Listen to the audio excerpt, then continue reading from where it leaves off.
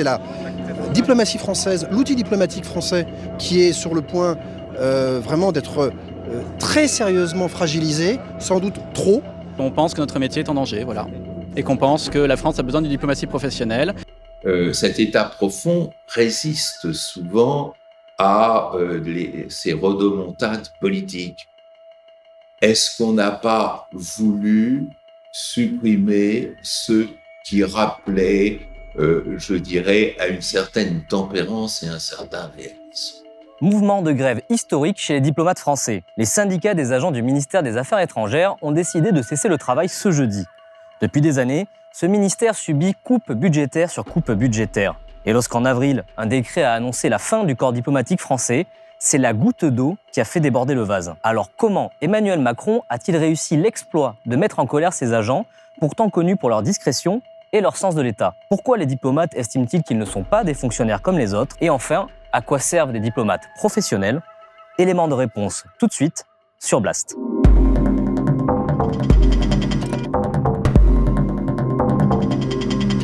Lorsque le 17 avril, le journal officiel annonce le décret mettant fin au corps diplomatique, l'information passe assez inaperçue.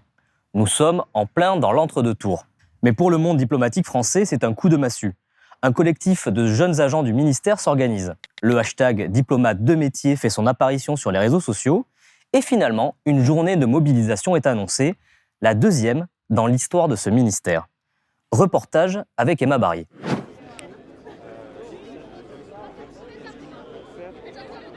Faire notre métier, diplomate en danger, laissez-nous faire notre métier, diplomate en danger, laissez-nous faire notre métier, diplomate en danger, laissez-nous faire notre métier. On a déjà utilisé des mégaphones, mais plus pour gérer en fait des Français qu'on rapatriait, des mouvements, des foules importantes, par exemple pendant le Covid ou pendant après des séismes, ce genre de choses. Effectivement, on s'est retrouvé avec 300 Français seuls face à 300 Français qu'on devait rapatrier. Ça, oui, on a utilisé des mégaphones, mais c'était un contexte un petit peu différent, effectivement. Alors pourquoi aujourd'hui vous devez prendre le mégaphone ? Parce qu'on pense que notre métier est en danger, voilà. Et qu'on pense que la France a besoin d'une diplomatie professionnelle et qu'on est convaincu que être diplomate, ça ne s'improvise pas, c'est un métier. C'est une compétence qui se construit au cours d'années et d'années d'expérience. Il y a une forte mobilisation aujourd'hui parce que ça fait des années qu'on a des réformes qui graduellement nous privent de nos moyens. Pour vous donner deux chiffres, en 30 ans, on a perdu 50% de nos effectifs. Et sur les 12 dernières années, on a perdu 30% des effectifs et des moyens. Ça, c'est la première raison. Et puis, vous avez une réforme qui, elle, est d'ampleur supplémentaire, qui est la réforme de la haute fonction publique, et qui, schématiquement, considère que les hauts fonctionnaires seraient, par nature, interchangeables. C'est la diplomatie française, l'outil diplomatique français, qui est sur le point vraiment d'être très sérieusement fragilisé, sans doute trop. Et ce qu'on demande derrière, c'est l'ouverture d'assises, des états généraux, si vous voulez, des métiers de la diplomatie, du consulaire et de l'action culturelle et de la coopération. Pour comprendre la logique derrière cette réforme tant décriée, nous sommes allés interroger Bertrand Badi, professeur émérite à Sciences Po Paris et spécialiste des relations internationales.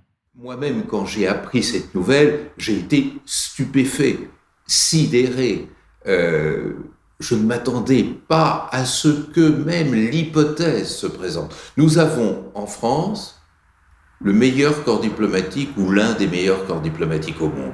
Professionnel, compétent, efficace, sachant prendre des risques. Je vais souvent en Afrique et je vois ce que c'est que la condition d'un diplomate français en Afrique, les risques courus.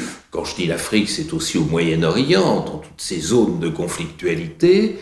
Et voilà que l'un des meilleurs atouts de la France est purement et simplement supprimé avec très peu de concertation. Alors, vous comprenez bien que dans ces conditions, ce mélange au sein du Quai d'Orsay et des ambassades, la stupeur, l'inquiétude, le réflexe corporatiste au sens noble du terme, on appartient à un corps, on s'est beaucoup fatigué pour accéder à ce corps, ce n'est pas facile d'entrer dans le corps diplomatique français, et on apprend qu'une baguette magique, d'un seul coup, vous supprime. N'importe qui aurait réagi de cette façon. Je trouve même la réaction très calme. Ces gens sont des héros, hein, je le dis de manière très direct, très spontané. Vous savez, il y a derrière cela la vieille rivalité entre le pouvoir politique et le pouvoir administratif.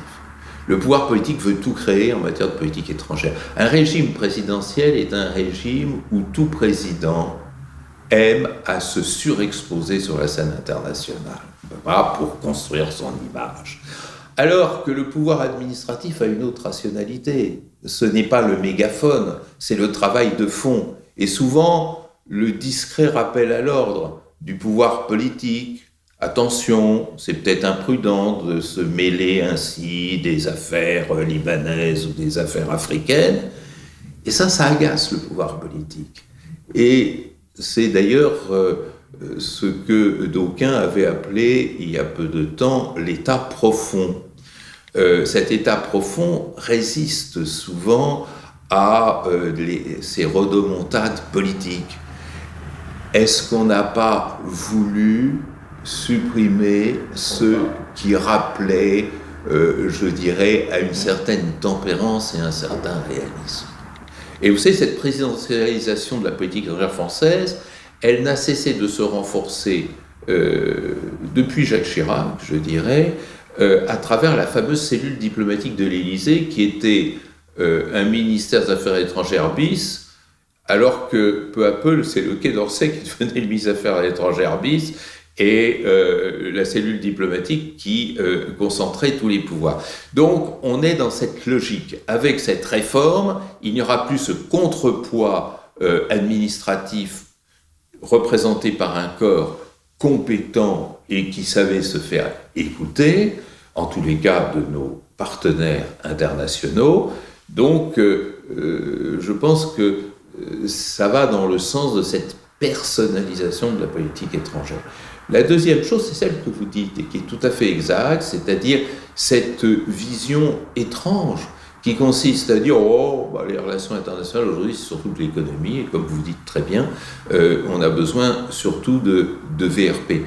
Ce qui est faux, parce que d'abord on ne peut pas faire convenablement de l'économie sans avoir la connaissance du partenaire et de tous les paramètres qui l'accompagnent.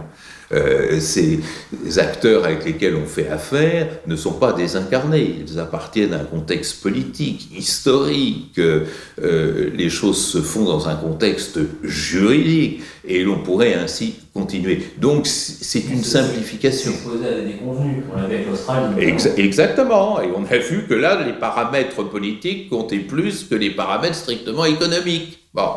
Et puis, il y a peut-être un troisième élément qui, cette fois-ci, dépasse la politique étrangère, qui est cette conception que je tiens pour fausse, qui consiste à dire que dans la mondialisation, l'État doit se désincarner et la rationalité administrative, au sens noble du terme, doit disparaître et que nous sommes dans un monde qui est en gros un vaste marché et que du coup le fonctionnaire présenté de manière courtelinesque n'a plus de raison d'être. Je pense que là aussi c'est une erreur, car il ne faut pas oublier que les vrais dossiers de politique internationale, c'est quoi ? C'est l'insécurité climatique, c'est l'insécurité sanitaire, c'est l'insécurité alimentaire. La faim dans le monde, ça tue 10 millions de personnes par an, n'est-ce pas ? Le changement climatique, ça en tue 9, et bientôt 10 aussi. Tout ça, ce sont des dossiers extraordinairement techniques. Techniques de par ce qu'ils sont, mais on ne peut pas demander à un diplomate d'être un climatologue, mais technique surtout du point de vue de la charge juridique, institutionnelle, historique et géographique qu'il y a derrière. Et ça, seul un diplomate peut en témoigner. Si vous n'avez pas une connaissance extrêmement précise de l'Afrique, vous ne comprenez rien aux effets de désertification qui frappent le Sahel et qui sont probablement l'une des causes essentielles des conflits que nous connaissons aujourd'hui, que nous avons la naïveté de combattre à coups de canon. Voilà, cette vidéo est terminée, j'espère qu'elle vous a plu. Si c'est le cas, n'hésitez pas à le dire en commentaire et à vous abonner en activant la cloche. Nous sommes aussi présents sur Facebook, Twitter, Instagram et Twitch. Et surtout, si vous le pouvez, soutenez-nous financièrement sur blast-info.fr. Votre soutien est le seul garant de notre indépendance. À très bientôt.